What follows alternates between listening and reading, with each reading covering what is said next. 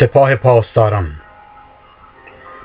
همچون حسین بن علی پیران را زمینگیر و جوانان را می شکنند، فقیران را حقیر و ثروتمندان را ذلیل می کنند.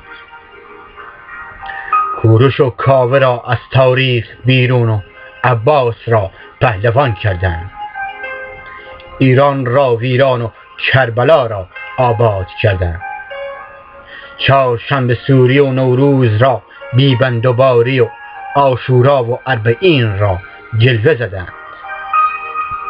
چشم و گوش و دهان را میبندند و تریاک و حشیش و شیشه و کراک صادر میکنند. رضا و علی و حسین و فاطمه و زینب و تقی و نقی و مهدی و عرب پرستی را بنا و پول پارو میکنند.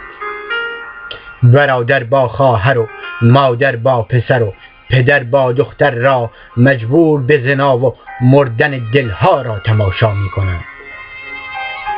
دست آلود شهوتین پاسدار می گیرد ممه را از دهان نوزاد.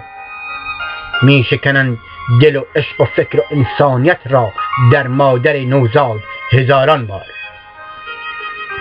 می کشند همه جور زن و مرد را قطار قطار پست فطرت های حیدر کرار.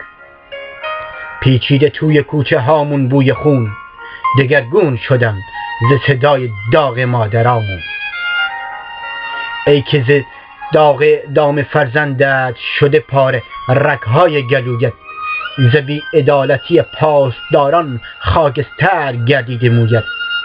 ز داغ دلت سینم گشته پاره پاره، ای دین زور و ظلم نمی آلایم دستی را بر قرآنت دوباره. ادریس مرادی.